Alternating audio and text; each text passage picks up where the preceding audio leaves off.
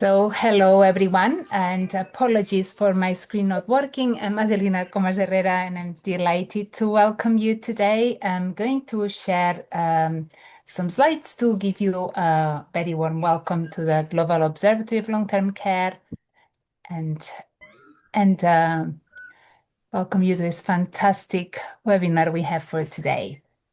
So the Global Observatory of Long-Term Care is a platform for knowledge exchange, and it's based on the willingness that everyone has for sharing their knowledge. We have amazing people around the world who are really moving knowledge forward, and the GOLTC aims to support the sharing. And we do that through publications and mainly through the interest groups like today's Global Perinatal Mental Health Group that share, organize webinars and share relevant publications and resources.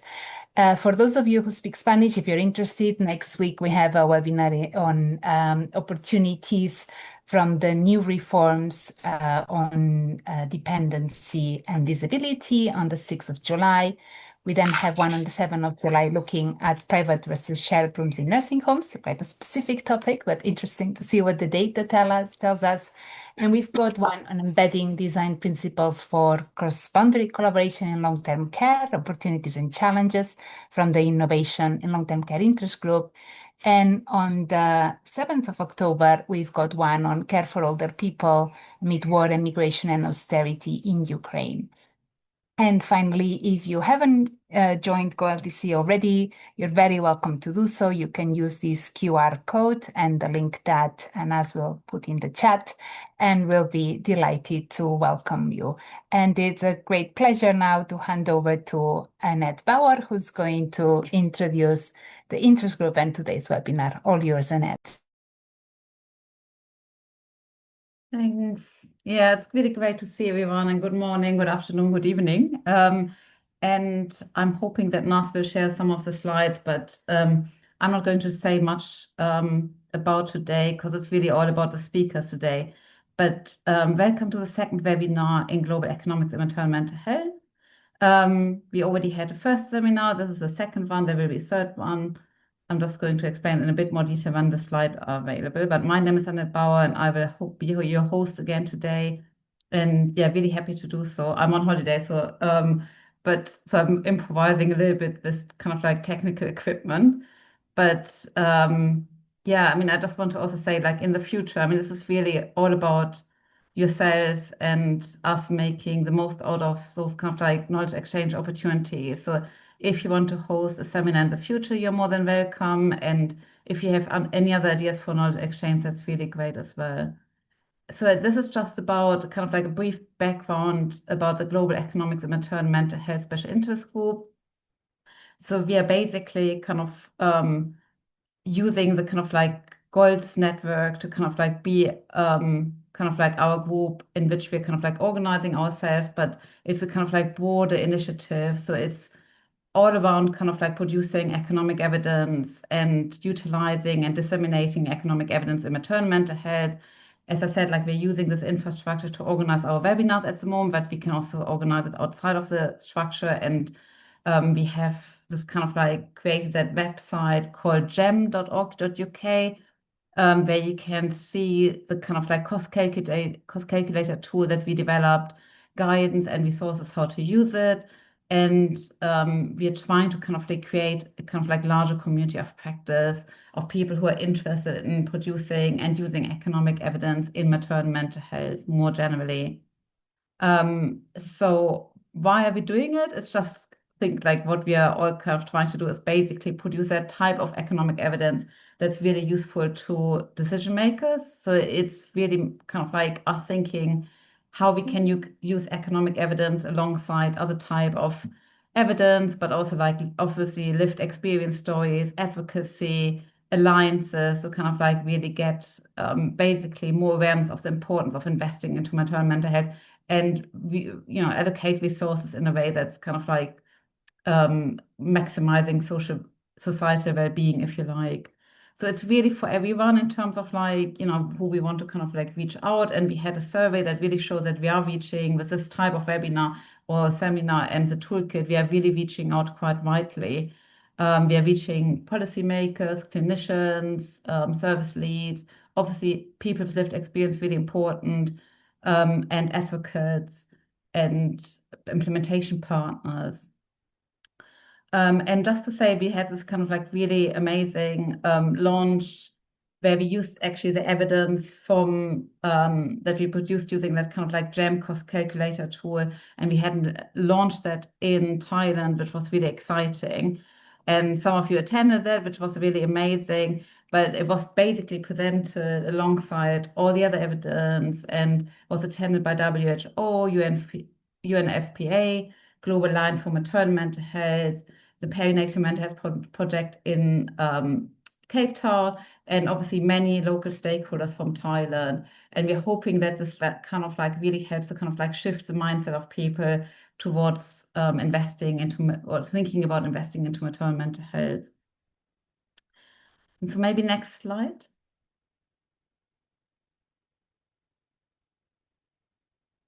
Yeah, so this is just kind of like saying like how we organize the kind of like webinar series for now. And again, like this is just the beginning, hopefully, of many other things to come. But it's based on the recent survey that we did that some of you or many of you actually completed. We had really good response rates.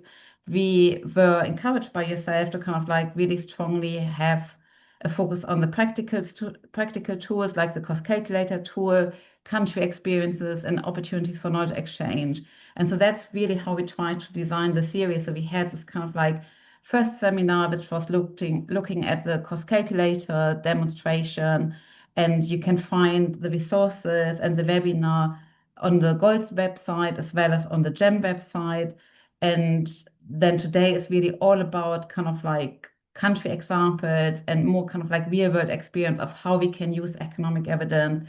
And then the next webinar will be more about thinking how can we come together as a kind of like community of practice and maybe think about putting proposals together, thinking about getting more funding, but also like more reflectively thinking about where we really need to focus ourselves in terms of economic evidence. So as I said, like this today's session is about making the case for investment in perinatal mental health. I think you can move to the next slides. And we are really pleased to be joined by colleagues from Turkey, Pakistan, Ghana, and Zimbabwe, who will share the experience of generating and using economic and policy relevant evidence to strengthen maternal mental health. Unfortunately, I have to say, like Mamjara Mariga from the Gambia is unable to join us today due to a family emergency. But we obviously send her our best wishes, and we very much look forward to welcome her to a future webinar in the series. But each speaker brings today a really kind of like different perspective, from economic evaluation of interventions to challenges in generating evidence and economic evidence on birth-related trauma, to national policy development, implementation experience, and advocacy for system strengthening. And together we are hoping that these presentations will highlight how economic evidence is being used, or just inspire conversations of how it might be used in diverse contexts to support policy practice and investment decisions. And as we're kind of like thinking about those questions, just want to kind of like highlight some of the discussion points. And then I can move and introduce our first speaker. So if you move to the next slide, maybe quickly. So I think these are the kind of like things we might want to kind of reflect on as we are listening to our speakers. So what helped or could make economic evidence or policy relevant data more influential in your context? So we're really keen to also hear from you, hear from the speakers, hear from the audience. What are or were the biggest challenges in generating or using this type of economic evidence in practice? And what do you see as the kind of like most important opportunities for strengthening the link between economic evidence, policy, and investment going forward?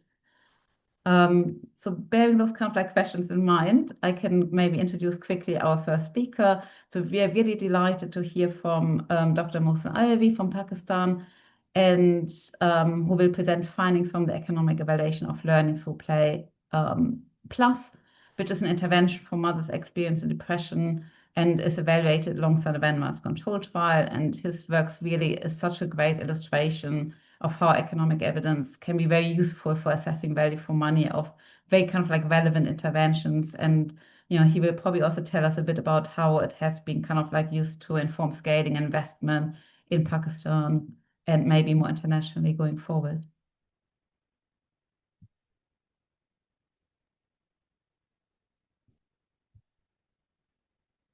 Over to you, Mohsin. Thank you so much. Yes. Uh, so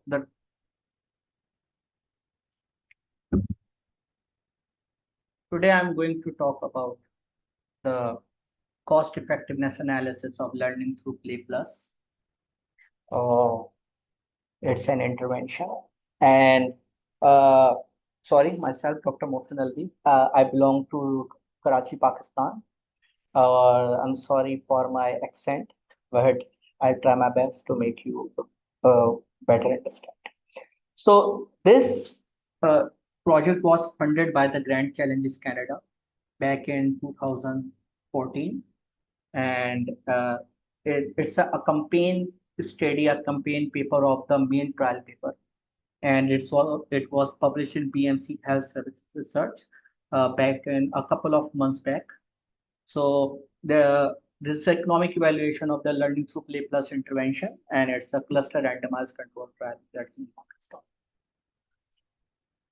So okay, so I'm going to present this disclaimer. I mean, the presentation it does not provide judgment to. This is solely for the educational purpose and the capacity and capability building purpose, and does not, provide any judgment to the any race, gender, sex, ethnicity.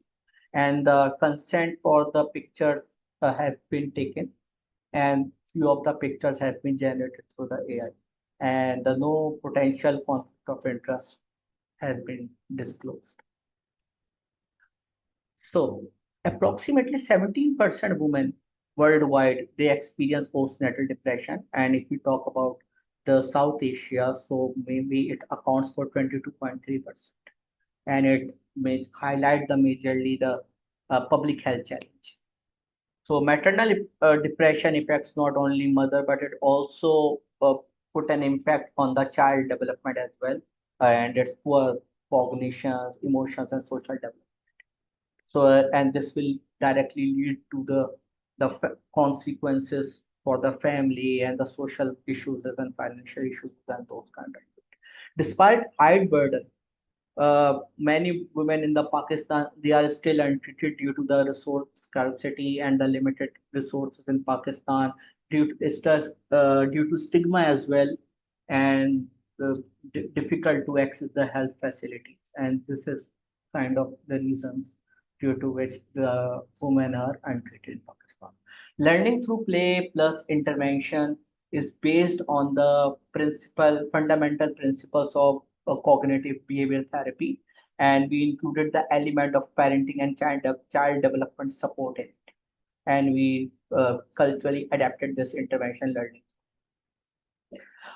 Although learning through Play Plus has demonstrated clinical effectiveness in the main trial paper, and it's an accompanied paper, so we wanted to see that if this is the provide a good value for money or not, and it's for the uh, make a case for the investment for the larger population.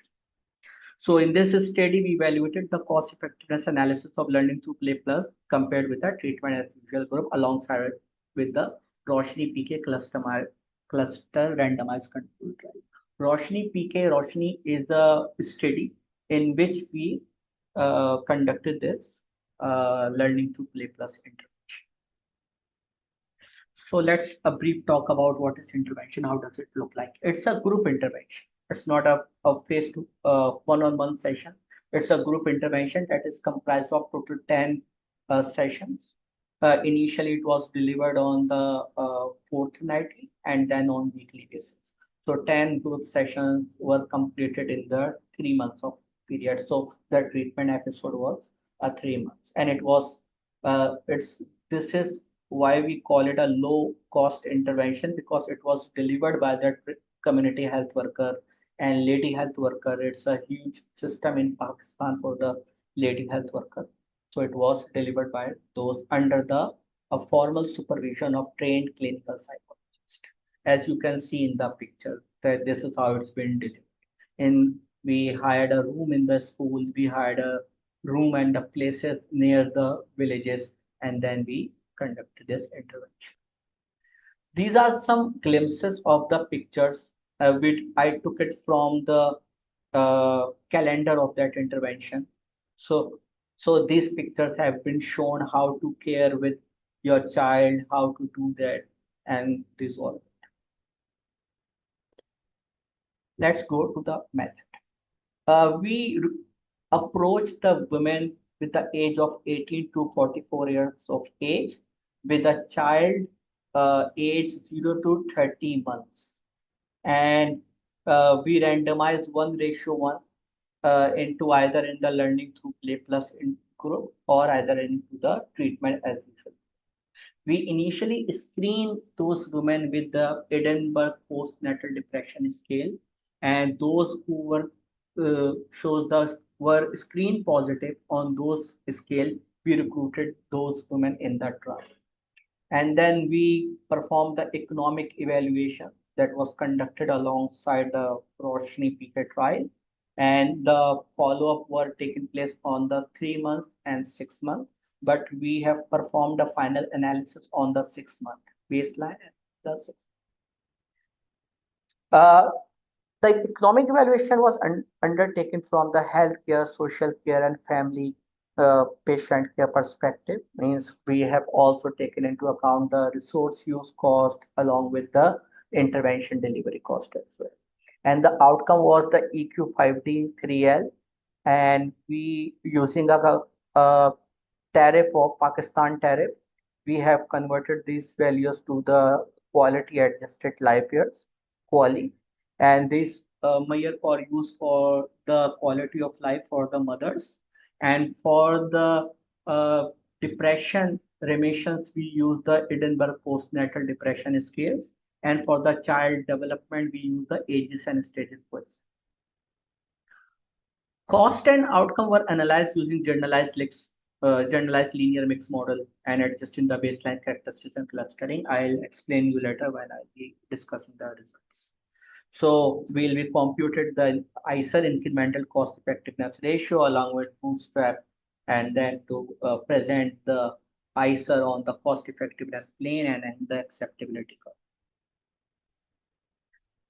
For results, I have decided to go from this in order to know initially that what are the costing heads we have selected and we have taken in order to compute the cost. Initially, there will be some setting up cost as well. In especially in the community study in the Pakistan, we should have a setting up cost like to go and build a network with the different community health workers, influential person, any representative from the setting. So those those costs required to travel and those wages of the psychologists.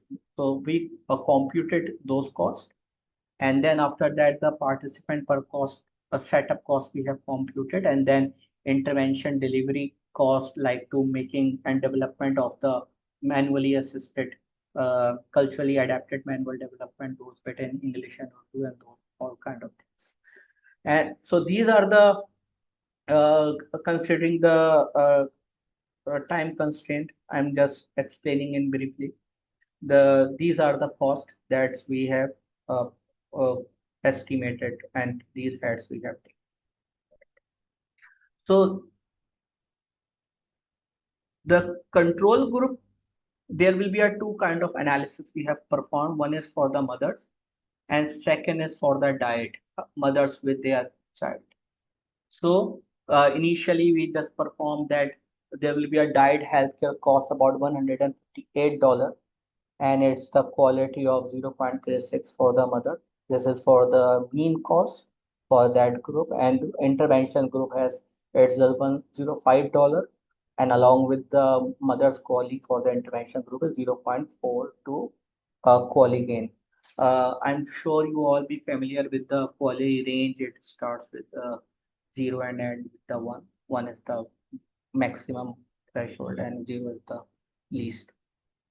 So we adjusted our analysis by different exogenous variables like such as we controlled for baseline health status, like family size, income, mother and child age, mother education, housing type, and those kind of bit. We have to adjust our analysis, and we have seen that the analysis for once we look at the diet cost and mother's quality, then there will be uh, quality per gain is 200 and cost per quality gain is $258. And once we look at the mother's cost with mother quality, then it will be the 582 dollar per quality gain. And the rest uh, for the other diet recovery, like we have used for the mothers, that is EPDS, and the child for the ages and stages, there will be a very less cost, that is $29, and the rest is the $80. We have seen that for the control. So this is shows that how we have got an eye survey different under conditions.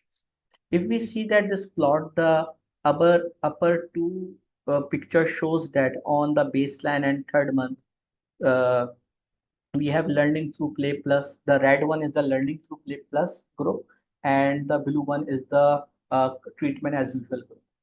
So uh, the quali improved, the visual analog scale is also improved, although in the anxiety score reduced, pain and discomfort reduced, and EPDS score is also reduced. So this is for the favorable finding and shows the learning through play plus shows the uh, uh, promising results. So this is the sensitivity analysis for the different scenarios. Like if we included the 300 Pakistani rupees, it's a currency, into the learning through play plus attendance cost, then what will be the ISR of it? And if we include we also include the setup cost in the total LTP, then what will be the ISR of it? In order to see that if in the different condition, different scenario, if it still be the cost effective or not. So we have made some different combinations and to look at that how it will be the cost effective. So this is our eyeball. On the left side, we have presented our incremental cost effectiveness ratio value on the cost effectiveness plane, and on the right side is the cost effectiveness acceptability curve, and it shows that the most of the uh, uh, observations come under the area, and this is about the we have bootstrapped 5,000 replications for this. So for results and conclusion, the delivery of LTP was for approximately 69 United States dollar per mother and child both, and we present a relatively low cost community-based intervention. And this was initially it was delivered in Pakistan, and that has never been delivered in this setting. So it's delivered by trained health community health worker. So it's offer a scalable and affordable approach, or it's to address the huge treatment gap in Pakistan, and it's likely to be highly likely to be cost effective uh, because we have seen in the uncertainty parameters like sensitivity analysis in the different condition it is be more cost effective, and scaling up the community-based psychological parenting interventions such as LTP that improve the maternal and child health outcome. Its value is not if it's 69 USD, if it's more than this. So there will be some school of thought that we can compare it with the GDP per capita, 3 times of the GDP per capita of a country. But I think there will be a new school of thought of this, such as postcode lottery, because this is intervention conducted in the biggest metropolitan city of Pakistan, that is Karachi. So all the healthcare facilities and those bed available there. So people are willing to pay more in order to gain uh, that much cost for the quality. So these are some administrative information, the acknowledgement all people who helped us and support us throughout our study. And this was funded by the Grand Challenge Canada, and funder has no role in the study design, analysis, and interpretation. Data will be available upon request, and ethical approval have been obtained from Ethical Committee of Karachi Medical and Dental College. On the basis of this study, we have received the scale up grant in 2020, and it was not only delivered to the mother, but it was also delivered to the father as well. So it's a partner inclusive intervention program, and that was a same intervention learning through play, but we also included a dad element in it. And that project is just we have finished this project.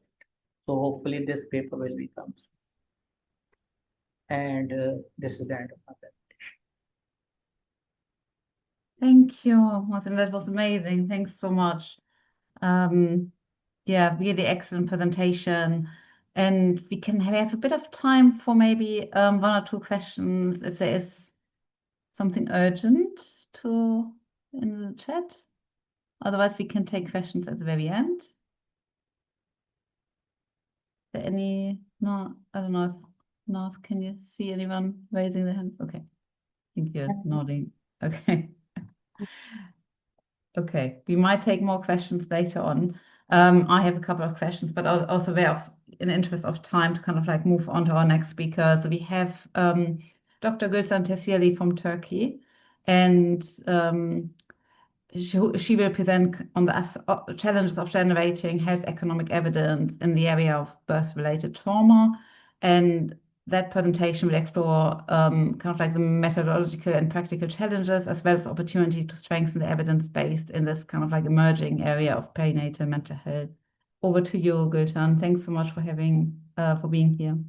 Thank you so much. Hi, everyone. And I would like to begin by thanking Annette for this kind invitation, and Naz, of course, all efforts she had done.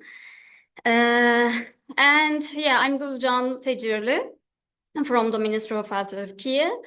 I came to this topic through my work at the intersection of evidence and policy. And what I want to share with you today is built around the paradox. Birth-related trauma is increasingly recognized clinically, but when you look at the health economics literature, you find almost nothing.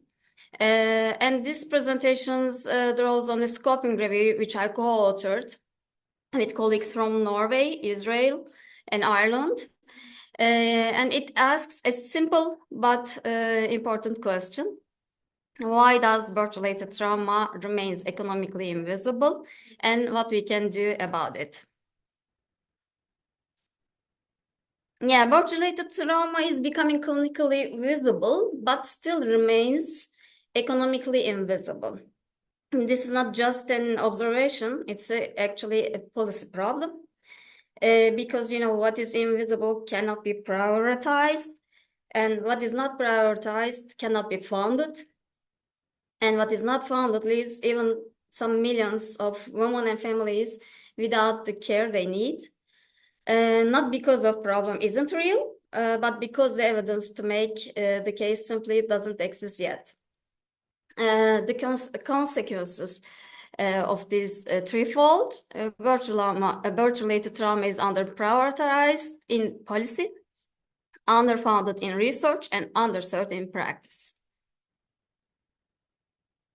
Before we turn to the economics, let me briefly set the clinical picture. And I want to be transparent about one thing. You see a range of 9 and 50% of women describing at least one aspect of their birth as traumatic. This wide range is not error. It reflects a genuine heterogeneity in how the phenomenon has been conceptualized and measured across studies. Some figures capture subjective distress, others use clinical threshold. This measurement inconsistency, as we'll see, also undermines economic research. Turning to the more precise estimates, Dikmen, Yıldız and colleagues 2017 meta-analysis found approximately 4% of women in community samples develop childbirth post-traumatic stress disorder, rising to 18.5% in high-risk group. Hein and colleagues 2022 meta-analysis covering 154 studies and over 54 participants reported 4.7% for childbirth PTSD and 13% for post-traumatic stress symptoms among mothers. These two independent meta-analyses converge on similar estimates, which strengthens our confidence. And this is not only maternal issue. 1.2% of fathers also develop childbirth PTSD, which means birth-related trauma is a family level event. Yeah, before presenting our review findings, I want to put the economic stakes on the table. We know the costs are not small, but we cannot prove it yet with a standalone figure for birth-related trauma. For context, perinatal anxiety and depression for the 2013 UK birth cohort was estimated £6.6 billion by Annette and colleagues. For 2017 US cohort was Luca and colleagues estimated $14 billion. And these are simulations, modeling studies covering depression and anxiety as a bundle. And as Annette and colleagues have shown, PTSD sometimes enter the picture in sensitivity analysis, but birth-related trauma is never disaggregated as a standalone condition. And there is also a structural reason for this gap. Health economics working in the perinatal mental health very few. The field has relied on small number research groups, and question mark on your screen is not rhetorical. It's represent a genuine absence. Generating a dedicated economic estimate for birth-related trauma would be one of the most powerful policy arguments this field could make. And so what does the economic evidence base look like? To answer this, we conducted a systematic scoping review across 7 databases, and at the end, 9 papers met our inclusion criteria. For a condition affecting even millions of women and their family globally, the economic evidence is 9 studies. And these were predominantly from Europe and Australia, published between 2013 and 2022. What we found, and these 9 studies what tell us, women who experience traumatic birth have lower health-related quality of life. And this was consistent across studies. That this reduction persists up to 12 months postpartum, that healthcare utilization increases, and one simulation modeling study from Annette and colleagues estimated the total lifetime cost at $2.8 billion per cohort. When birth-related trauma added in sensitivity analysis, it raised $2.9 billion with quality of life losses accounting for the $1.8 billion of that. What is missing in the next slide? Yeah. And what does this gap exist? Why does this gap exist actually? Our review identified 5 structural reasons. First, low awareness of the phenomenon itself. A woman-centered consensus definition was formally formalized by Lynn Weber and colleagues in 2022. And while that is a critical step, awareness among clinicians, policymakers, and researchers remain insufficient and has not yet translated into economic research agenda. Second one, all existing studies end up within 12 months, yet PTSD symptoms may emerge or persist years after birth, meaning the majority of costs are never captured. Third, economic outcomes are always secondary, take on, not designed in. No study in our review was built primarily around an economic question. Fourth, multi-person complexity, birth-related trauma affects mother, child, partner, and wider family. And standard single-patient economic frameworks simply don't accommodate this. Fifth, there are no standalone economic evaluation, no cost-effectiveness or cost-utility analysis focused on birth-related trauma, and that is minimum threshold for a health system needs to justify investment. And what needs to change? We address two priority areas. On methodology, use standardized definitions and outcomes measures, extend follow-up to at least 2 years, adopt a societal perspective that includes productivity and family costs, and develop core economic outcome sets for birth trauma research. And on research priorities, economic endpoints must become primary outcomes, not its own. As our team argued in 2025 health policy scoping review, studies should be designed with economic evaluation in mind from the outset. This means measuring both costs and health outcomes using preference-based instruments, capturing family and intergenerational impacts through the linked longitudinal data. And one point I think is often overlooked, as evidence in this field is still emerging, researchers should prospectively collect data that will enable future policy impact evaluation based on service use, screening coverage, policy-linked outcomes. These need to be built now, not retrofitted later. On policy, they need to recognize, policymakers need to recognize childbirth PTSD as a distinct clinical and policy priority, and integrate validated screening tools into existing maternal follow-up pathways. Because EPDS alone is not sufficient. We need to coherent service framework from screening to referral to treatment, with clear institutional responsibility at each step.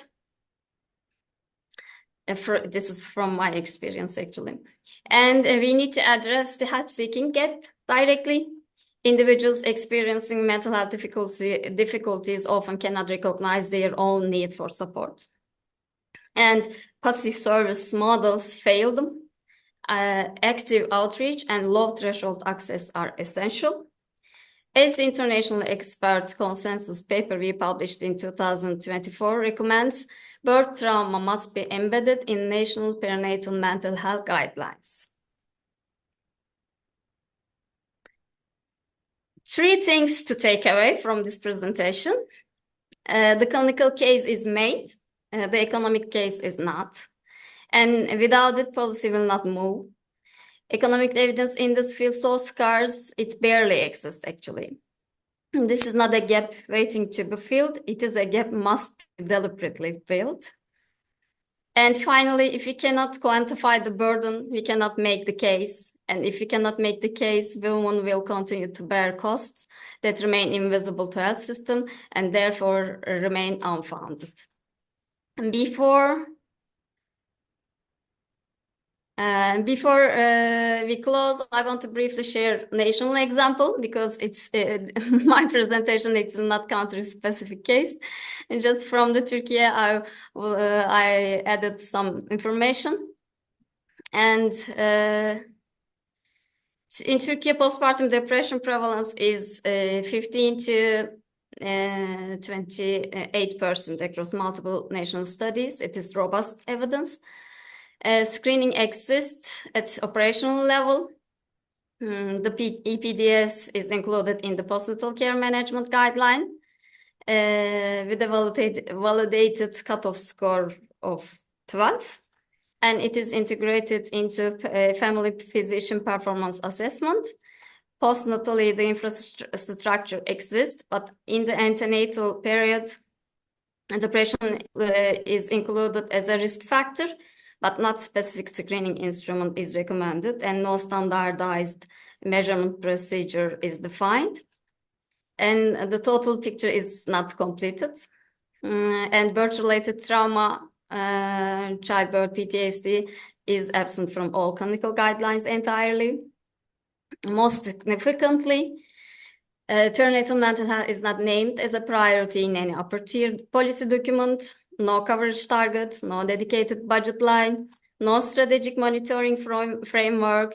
The operational infrastructure actually exists, but the strategic codification it does not. Thank you so much for your attention. Last, please, Naz. Yes, I want to see you, scoping review team. And thank you so much for your attention. Amazing. Thank you, Gulshan. It's really interesting. Again, like I have so many questions, but I'm going to refrain myself for now just because we want to move through the presentations. But we have a bit of time to take if there's any specific questions to the presentation. Naz, again. There is a comment from Joanne. Great. Can someone Joanne read it out loud? Yeah. Joanne, do you want to do it or do you want me to read it for you?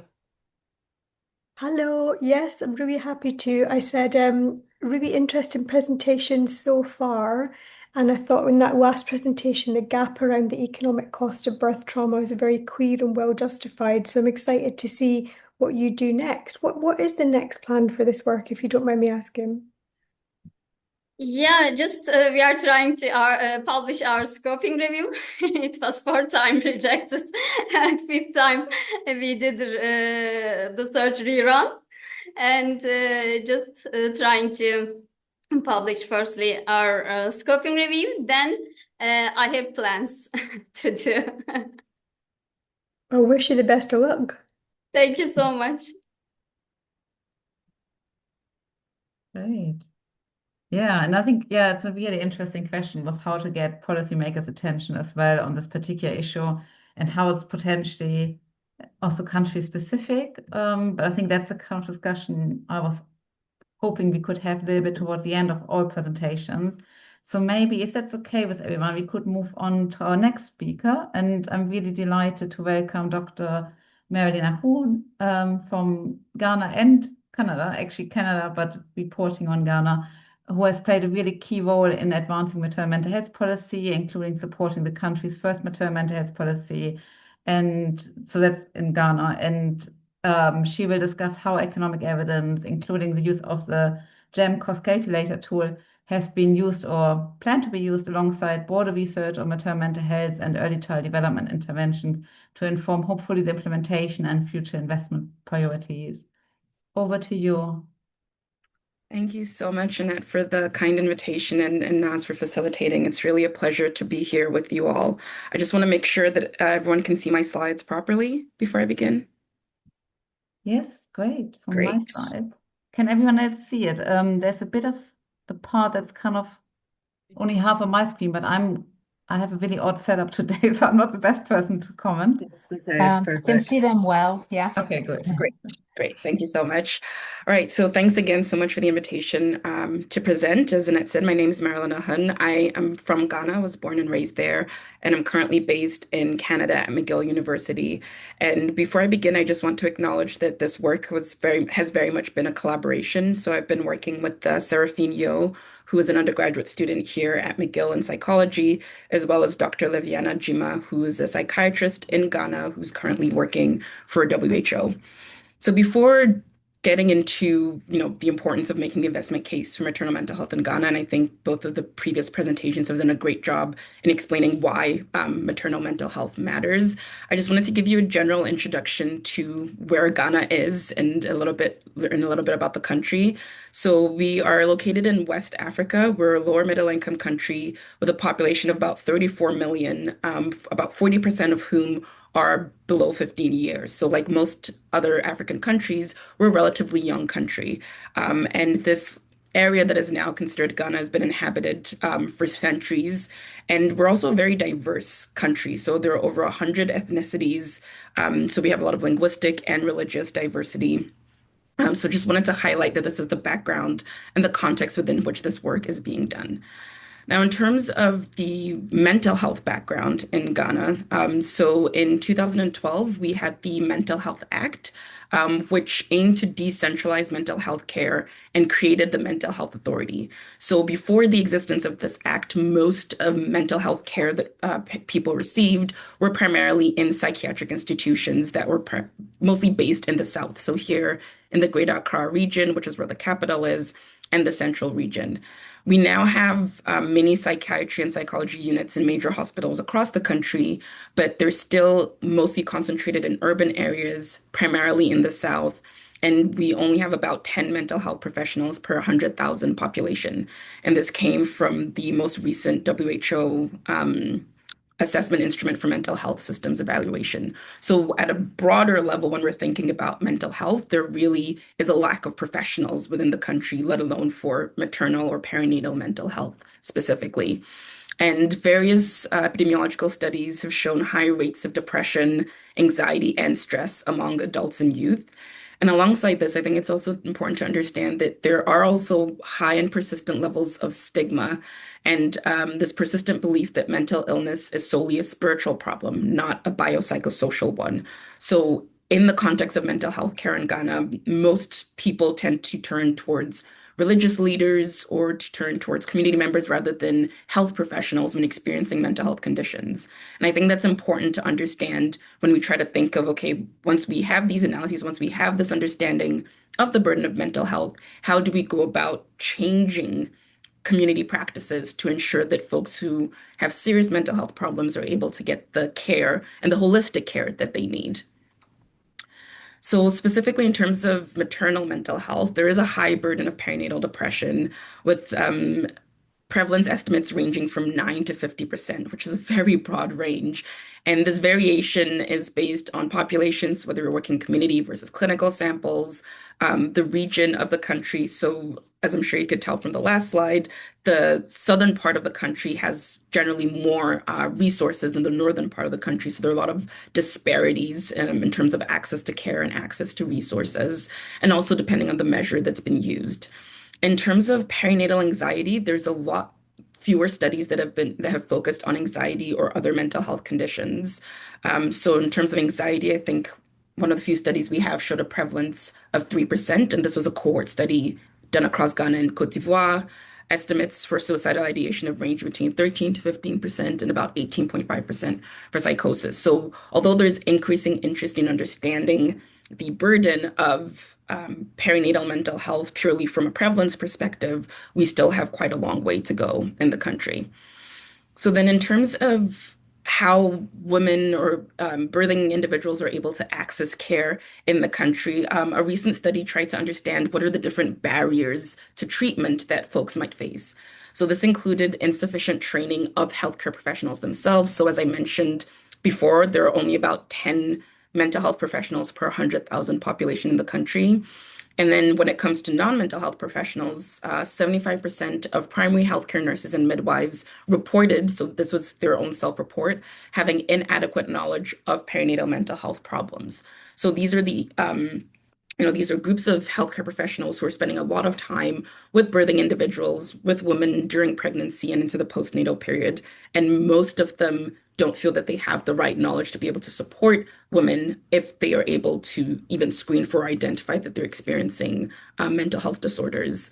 There's also, as I mentioned before, there's a low density of mental health professionals, and there are unclear referral pathways. If, for example, a nurse in a prenatal clinic or an antenatal clinic is able to administer the P.2 and screen for depressive symptoms, it's not clear where she should send that mother. Who's the professional that can support her? Is that professional within the community or the area in which the mother lives? So these are some really important barriers that women are facing in terms of being able to access treatment, even if they are able to be screened. And then, as I mentioned before, stigma, low mental health literacy, sorry about that typo, and spiritual attributions reduce help seeking. So there really is a need to better understand how we can support mothers in this context. So within this context, we wanted to ask the question of what is the lifetime economic burden of perinatal depression and anxiety in Ghana? And this was guided in part by the Mental Health Authority. So as I mentioned, this was an institution or a government organization that was created as part of the 2012 Mental Health Act to oversee all aspects of mental health care within the country. And they outlined a clear research agenda for the key areas that researchers and clinicians and policymakers should be working together to better understand. And so one of the priority research areas was in better understanding mental health services, and within this, determining the burden of mental health conditions. So not only in terms of the epidemiology, but also their impact beyond the woman, beyond the family at a societal level. So that's where this research question came from. So as Annette mentioned, we addressed this question using the GEMMH cost calculator tool, which was a really great resource to enable us to undertake this analysis without necessarily being experts in this field. And so it's a very user-friendly tool. I unfortunately didn't include some screenshots here of what it looks like, but it clearly outlines the data points that you need in terms of maternal data and child data, and then it calculates them and brings them together to provide an overall economic estimate. So for this study that we did, we had about 870,000 mother-child pairs. So this is a birth cohort from 2023, using demographic health service data for Ghana. So in terms of maternal data, we collected information on the prevalence of depression and anxiety, mortality rates, productivity losses. And then at the child level, we collected data also on mortality rates, on adverse birth outcomes related to exposure to depression or anxiety, illness, and healthcare costs. And we selected this data from a variety of sources. So we used the Demographic Health Survey, UNICEF's Multiple Indicator Cluster Survey, government reports, and empirical studies. And across empirical studies, we prioritized estimates from larger, more representative samples, because as you saw before, there is a very wide range in the estimates of perinatal depression. So we wanted to prioritize data that were coming from larger samples that were representative of the populations that they were targeting. So as I mentioned, here are some of the different sources that we used. In terms of the peer-reviewed literature, there were some cases where we didn't have Ghana-specific data. And so in that case, we used data from other sub-Saharan African countries, primarily from South Africa, which is a country where Dr. Bauer and her team have previously done an economic analysis. So once we put all of these data into the models, we found that the total societal costs associated with perinatal depression and anxiety were estimated at about $388 million for a single annual birth cohort. So this corresponds to a cost of about $442 USD per mother-child pair, which is a huge cost within the Ghanaian context. When we tried to break down into quality of life losses, they were the largest contributor to total cost, accounting for about 272 million costs. So this was quality of life costs quality of loss costs in terms of the impact of perinatal depression and anxiety on child outcomes. So we looked, for example, at the impact on child stunting and the extent to which that then impacts children's productivity in the long term. Direct healthcare costs were comparatively small, totaling about $5 USD. And this was likely due to the fact that, as I mentioned before, not many people tend to go to or seek out healthcare when they're experiencing mental health issues or some of the consequences associated with that.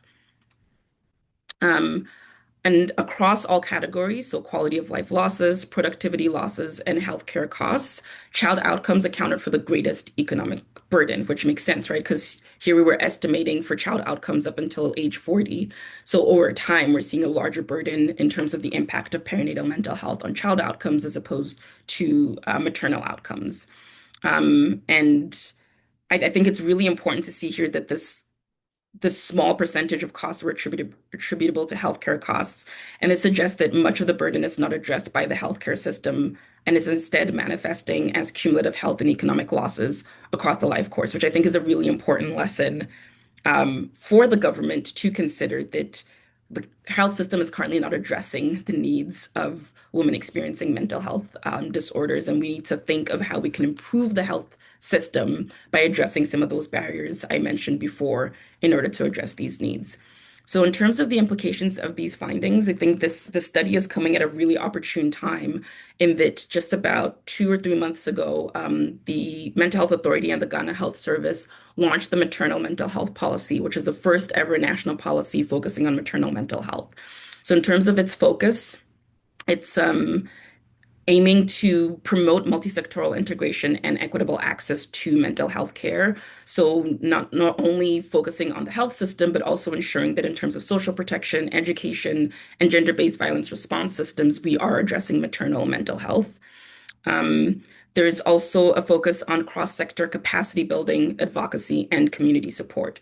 So this here is focusing on equipping both health and non-health actors with competencies for screening, basic psychosocial support, and referral. So this really addresses that barrier I had mentioned earlier, where about 75% of primary healthcare professionals didn't feel that they know enough about maternal mental health in order to support women and birthing people during pregnancy. And then the last piece is focusing on intersectoral governance, data systems, accountability, and sustainability. So I think this is where research really comes in, and ensuring and providing more evidence, more data. As I mentioned, we had really little data on perinatal anxiety. So ensuring that we are continuing to do research in these areas to better inform how this policy can then be implemented over the next decade and hopefully beyond. One thing I also really appreciate about the policies, that it also emphasizing building national capacity for maternal mental health research. And so within this scope, there's an interest in evaluating the impact and implementation of interventions to promote maternal mental health. So similar to the work that's been done in Pakistan, my team and I are now working to develop and implement an intervention so that we can then test its cost effectiveness, test how well it can be integrated into existing health and non-health systems to better support mothers and their families. So this work is being done in collaboration with the Mental Health Authority, and it's supported by a Jakob Sifar Research Fellowship. And we've already done some formative work in this area. So we conducted a study to understand the prevalence and correlates of mental health difficulties in young children. And here, interestingly enough, it was positive mental health in mothers and fathers that really stood out. So I really appreciated, and I think it's important for us to think not only of the burden of negative dimensions of mental health, but also thinking of how we can better support families and promote positive mental health within these contexts. And we followed this work up with qualitative studies in these same communities to try to understand what are the community identified priorities that they would want us to focus on in such an intervention. And these pictures are just showing some dissemination activities that we did with family, with study communities in order to share this work. So again, thank you so much for this opportunity to share my work. I'm happy to hear any questions and looking forward to discussing with the rest of the team as well. Thank you. Amazing. Thank you so much, Marilyn. That's really, yeah, so interesting and great to see all these kind of like achievements. I think Lilos is really excited about it too.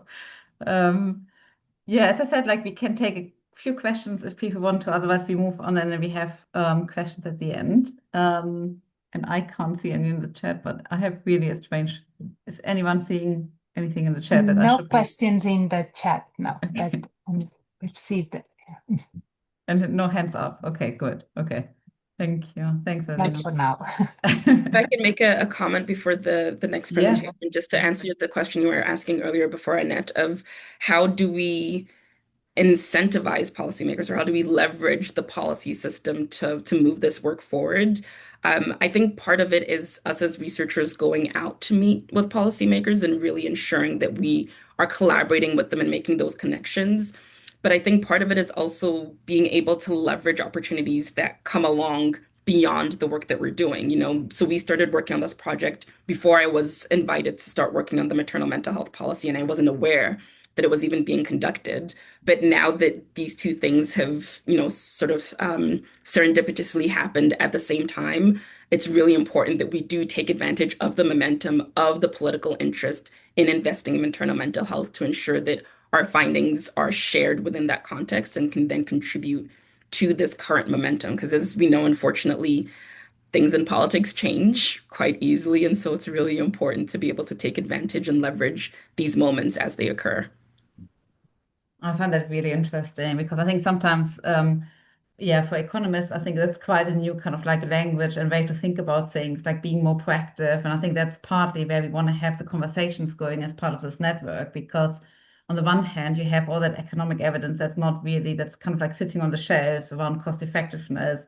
And then at the same time, you have policymakers who, without the economic evidence, can't make any decisions. So it seems to be somehow a real mismatch between the two. Yeah. Martin, did you want to comment on it? Yeah, that would be great. Thank you. Yes, yes.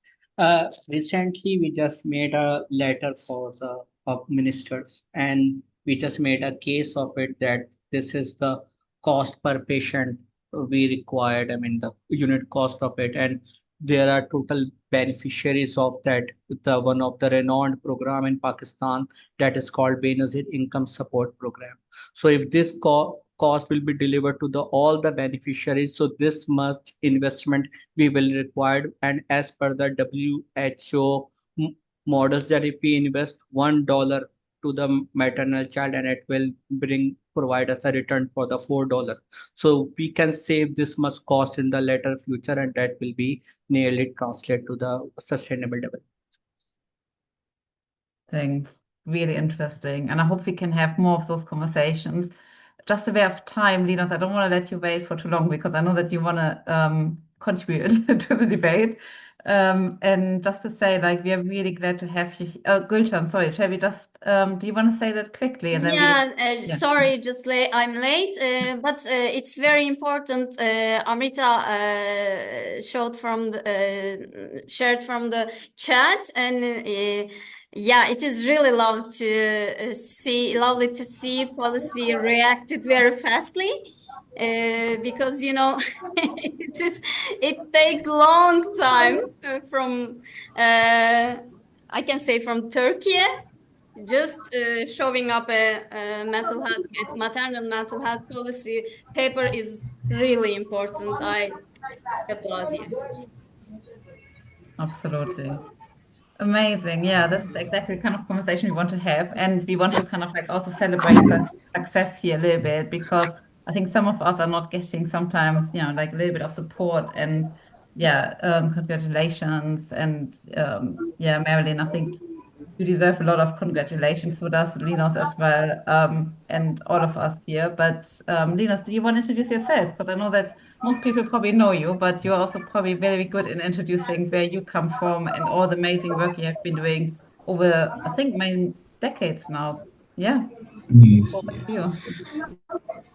Sure. Thank you so much, Anita, for organizing this very important webinar.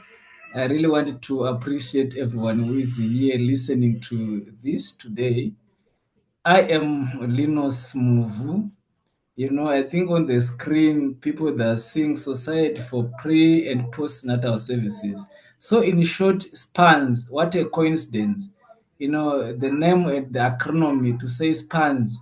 So we SPANS across the life cycle, meaning to say whatever we are doing, we are not just looking at the mother or the child, or we start from the child across the life cycle, because we know mental health issues does not affect people. They affect people at different levels of life. So that's why we span across the life cycle. Next slide. We are in Zimbabwe. So today I just want to talk about strengthening my maternal mental health care in Zimbabwe. So I want to talk about the advocacy work that we've been doing for the past years, Anita, that we say for the decades now, to make sure that our voices, or we raise awareness about the importance of maternal mental health, not only in Zimbabwe but across the globe. So there are also advocates, the priorities and the opportunities. Next slide. Yes, before I talk about the advocacy work, the priorities, the opportunities, I just wanted to read our mission. So, as PANS, our mission is to enhance mental health care, service utilization, and improve quality of life in the community through our effective family therapy, training, conference, and support. We strive to become a household name in mental health care, creating a positive impact on society through our service. We know, mental health issues is something that affects every family. So, want spans everyone within the family to talk about spans. So, let spans be a household name. Next slide. So, in terms of our efforts now, since 2010, when we formed the Society for Pre and Postnatal Services, so in 2016, guess what? Personally, I believe, some of these best people at the best, in offices. Let's talk of the Ministry of Health and Child Care, the ministers, the policymakers. They are aware that, perinatal mental health is very important. Imagine in 2016, when we approached our Ministry of Health and Child Care, they approved, our request to be the organizers of International Conference on Maternal Mental Health in Africa. Maternal mental health in Africa by that time in 2016 was very silent, not only in Africa, but even across the globe. I remember when that time we were using the Nurturing Care framework before the WHO recently launched, the guide now to integrate perinatal mental health in the broader maternal and child care services. So there was very little noise around perinatal mental health, though there was a lot of research, scientific evidence that maternal mental health is very important. But in 2016, we got that support to be the organizers. So we organized the first international conference on maternal mental health in 2016. We did the second one in 2021. We had another one in 2024. And guess what? For the first time in 2025, we bring in about 10 countries, in Africa and in Europe, to come together to talk about perinatal mental health, in the African society. For us, it was a very huge achievement, towards perinatal mental health, and I really want to appreciate what happened in Ghana, to have a policy. Maybe it was because of these efforts that we started to advocate for, to make sure that we can, because honestly, you get the benefits. We cannot remain quiet. We need a better generation. We need better families. So we definitely need to continue our efforts, to talk about perinatal mental health from the economical perspective, from the intervention, from the research. Everyone, the tent is very big about perinatal mental health. So we need everyone to be included, and make sure that services, the quality services are available. The next slide. Yes, so most people they may say, I know there's a lot of noise, across the globe in documents and policies. We don't have, there's a huge gap, in fact, about human capital in mental health. And honestly speaking, we really respect the first voices, the psychiatric, care that was there. But remember, we need also to have some primary, services of mental health care. So we realize that there's a huge gap now in terms of human capital. So what we did is we managed to approach our ministry again, to say we need to introduce a very new diploma in systemic family therapy, where we are going to train family therapists. Then we are going to respond now to these common perinatal mental health issues.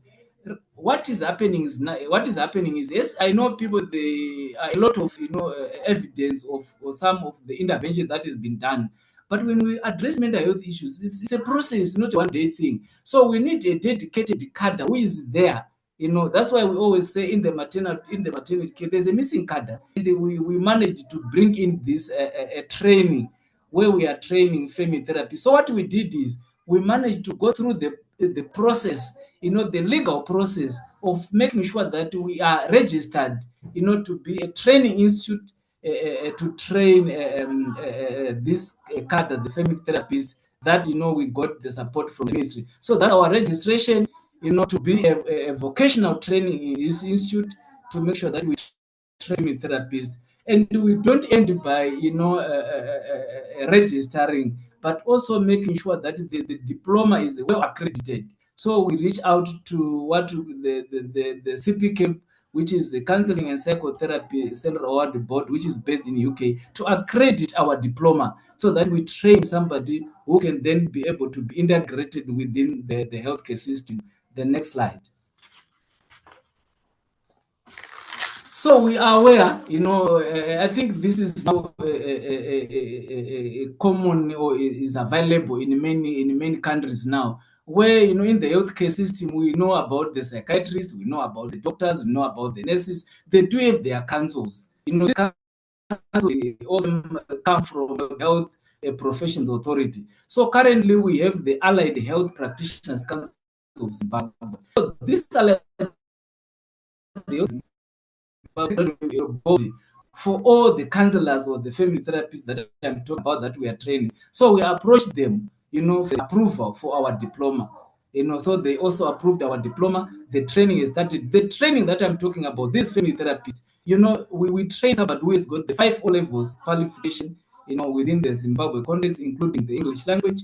We also, the diploma is a 2-year program. So somebody goes through a 2-year program, a lot of practice, a lot of practical, so that, they are qualified and also be able to be registered by the Allied Healthcare Practitioners of Zimbabwe. Second slide. So now we are talking of family therapists. Surely we've got 3 graduations now since we started in 2019. We have got 3 graduations of this group of family therapists.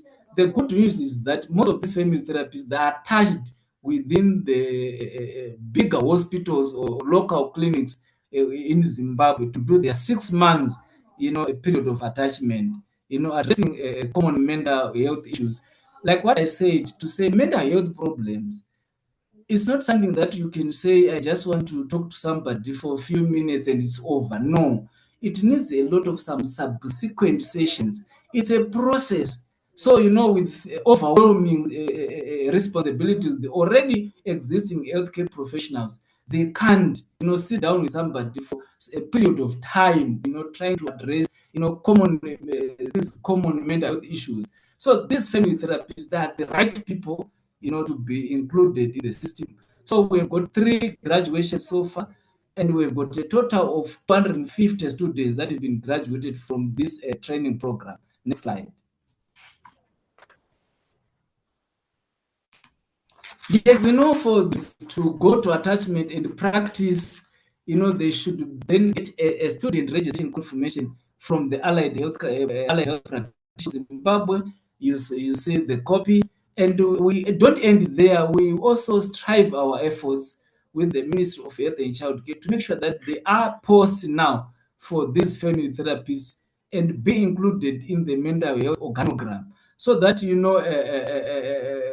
that we are not just training people, no, or maybe family therapists or counselors. We need them also to be, integrated in the organogram within the Ministry of Health and Child Care. I think the ministry give us a very positive response, to that. So we are so pleased, to continue our efforts to make sure that these cadres, they're also recognized, they're also being in one of the healthcare professionals in Zimbabwe, and be there now, be it at community, at secondary, at tertiary care, because we need them also to be within the psychiatric care, so that whatever medication or treatment that's being provided to the clients, they bring the families, they explain to the families, so that the medication, the good recovery, the good use of medication. So we need the family therapists to be there at every level of care.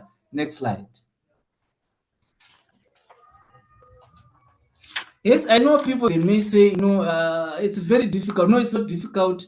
the process of building, of us getting to where we are today is because we follow the proper processes of registration, having signing, memorandum of understanding with the Ministry of Health and Childcare.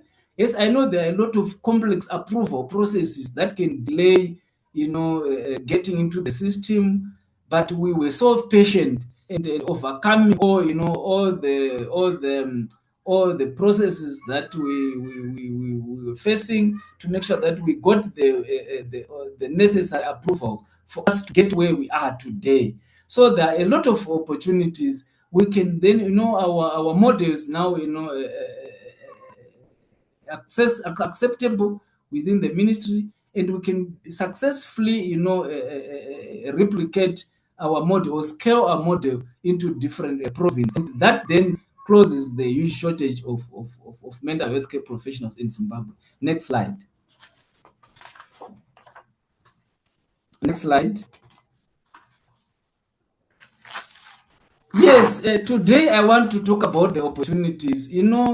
I am talking about family therapists, I'm talking about all this that I'm talking about.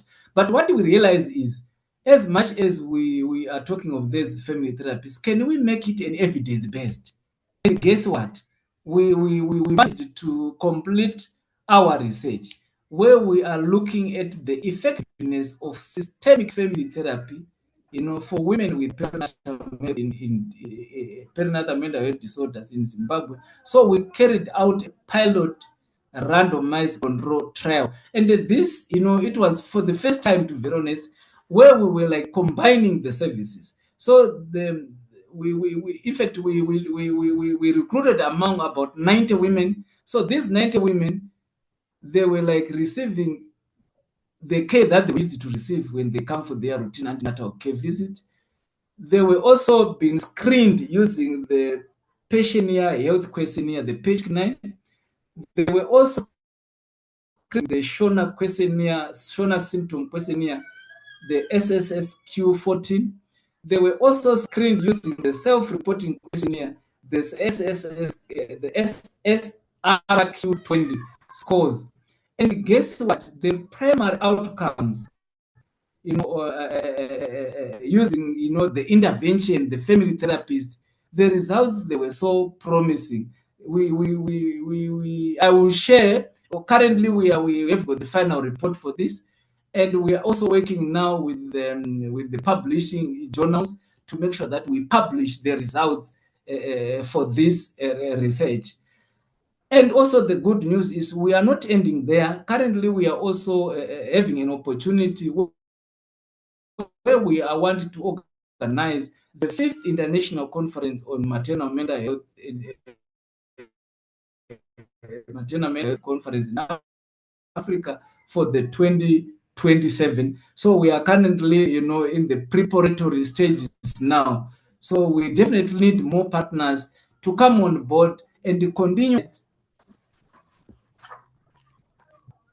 Next slide.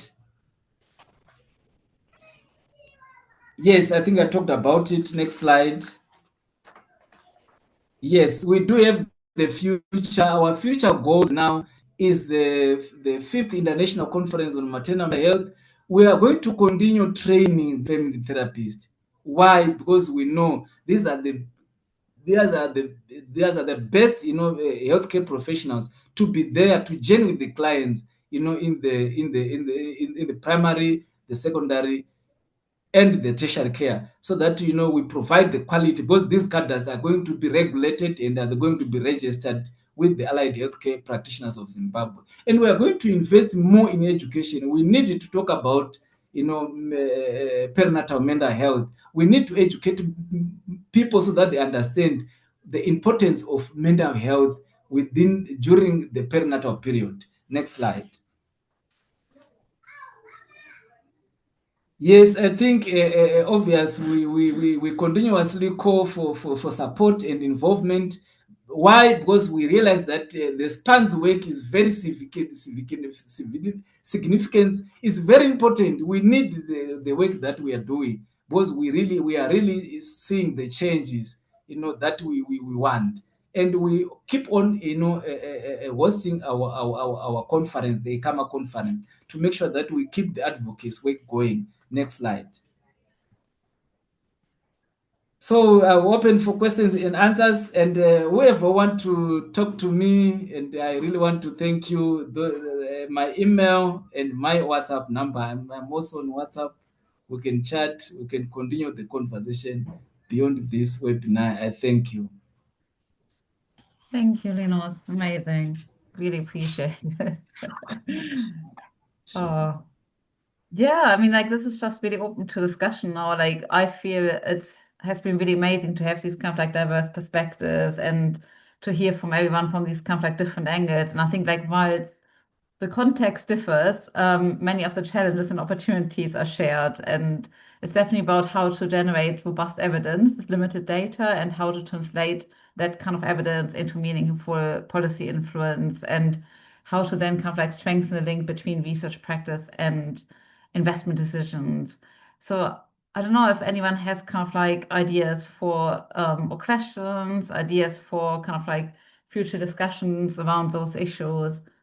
Yeah, because I think we're here for the same reasons, but obviously there's so many kind of like questions on how we might go about kind of moving forward in the field, and particularly with regards to economic evidence. And I can also share some of the questions again in the chat.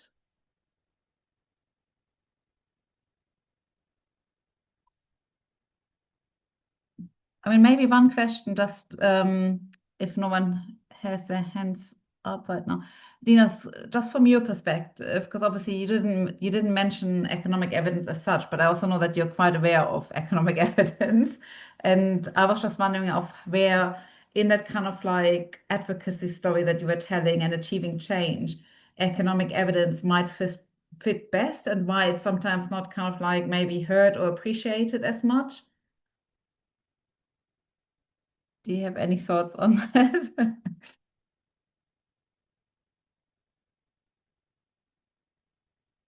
Could you hear us, Linus? Can you hear us? Yes, I hear you, Anita. I hear you. Yes, I think it's very important. It's very important to have the economical, evidence, to strengthen, our efforts. So I definitely say yes, it is very important. And do you feel like in Zimbabwe there's any appetite for using economic evidence or evidence more generally? Yes. Kind of like, yes. I think we definitely need, such help, to carry out research, so that we also, include it into all the efforts that we are doing, as an evidence to say, look, guys, in terms of economics, this is what we are talking about. If you are talking about perinatal mental health, see how impact, how much are we losing because we are not, putting support to perinatal mental Thanks, Neil. health. Thank you. I think you're a little bit frozen, but we could hear you, or most of it, I think. To do the Oh. You got a bit. Yes. Can you still hear us, Linus? Yeah. Yes, I'm hearing you. Good. I think we heard most of it, Yeah. but you broke up at the end a little bit. There's Moisin who has a question. Moisin. Yes, yes. Actually, I would want to talk about some challenges in generating the economic evidences. I'll speak about the Pakistan perspective. Basically, there are several challenges came across as Pakistan. We do not have a robust health system. So in UK, there's a system of NHS and those kind of bit, but in Pakistan, nearly about 65 to 70% people pay out of pocket, and not just pay out of pocket. If we go for to gather the patient perspective data, so their recall period is very it's difficult to retain those recall period, especially with the people having depression and anxiety and those kind of mental challenges. And usually for the resource utilization, we usually ask for the data for the recall period for the last 3 months and those bits. So So getting those data is very challenging in Pakistan. So that's why sensitivity analysis and gathering the data from the different sources has been taking place. So this kind of we do. So how we have come across with that kind of thing? This is the one technique I have mentioned, that like it's a kind of a statistical technique. But for the delivery and the field technique, this is what we do. We also ask the question from the caregiver as. So if the patient cannot recall the how much amount they have spent, so their caregiver also mentioned that. One more thing we have also came across that usually hospital provide a bill that this much total amount you have to pay, and patient does not see that this is the breakup of the cost. I have paid this much amount to the medication. This is the cost for the diagnosis. This is the total cost, and I have paid this. So for the client service receipt inventory or resource utilization tool, the segregation or the cost for to mention on that form is very difficult. So we need to face that kind of challenges. So their caregiver and the head of the family help us in this. So this is what.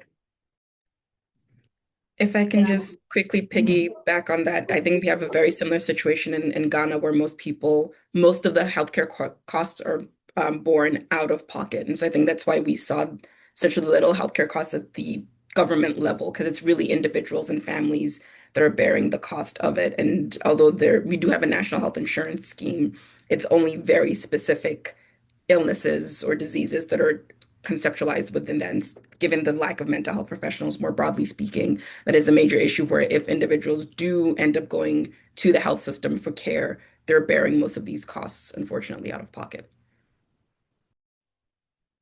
I can add to this one more point. With a robust healthcare system and almost all the society under umbrella, but we cannot get the information publicly. Even in the ministry, we can't use the data to calculate something. It's a very big challenge, yeah. I can imagine. Thanks, Gülcan. Yeah.